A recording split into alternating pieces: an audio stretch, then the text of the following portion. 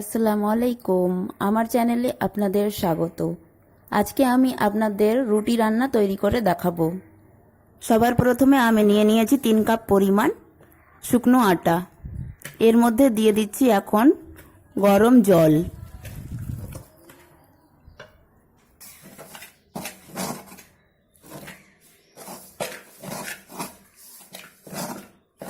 এইভাবে আটাকে গরম জল দিয়ে ভালোভাবে মিশিয়ে নিয়ে হাতের সাহায্যে খুব ভালোভাবে মেখে নিচ্ছি। আটাটা খুব নরমভাবে মেখে নিয়েছি যেন রুটিটা নরম তুলতুলে হয়।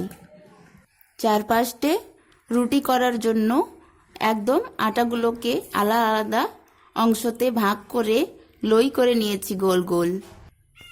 এবারে রুটিগুলোকে বেলে নেওয়ার জন্য নিয়ে নিয়েছি একটা বেলনা। উপরে একটু শুকনো আটা দিয়ে দিচ্ছি রুটির লই।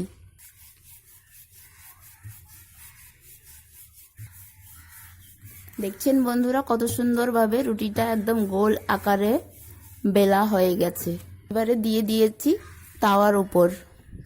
রুটির তলাটা 1 মিনিটের মতো সেঁকে নিয়েছি। এবারে উল্টে দিচ্ছি। দ্বিতীয় পার্টটা ভালোভাবে সেঁকে নিব। এবারে দেখুন বন্ধুরা রুটিটা ফুলে উঠতে আরম্ভ করেছে। পুরোপুরি একদম গোল আকারে খুব ভালোভাবে ফুলে উঠেছে। এই রুটিটা খেতে একদম নরম তুলতুলে লাগবে। একই পদ্ধতিতে একই রকম করে 4-5টা রুটি পরপর আমার তৈরি করা হয়ে গেছে। দেখুন আপনারা সবাই এর রুটিগুলো কত নরম তুলতুলে হয়ে গেছে। হাতে নিয়ে যদি এইভাবে পুরোটা মুড়ে দেওয়া যায় তবুও কিছু হচ্ছে না, কত সুন্দর নরম হয়েছে।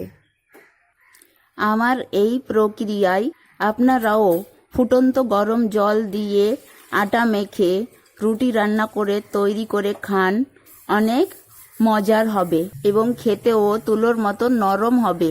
আমার এই রুটি রান্না করার পদ্ধতিটা যদি আপনাদের ভালো লেগে থাকে তাহলে আপনারা আমার ভিডিওতে একটা লাইক দিয়ে চ্যানেলকে সাবস্ক্রাইব করে রাখুন। দেখা হচ্ছে পরবর্তী ভিডিওতে। এখনকার মতো আল্লাহ হাফিজ।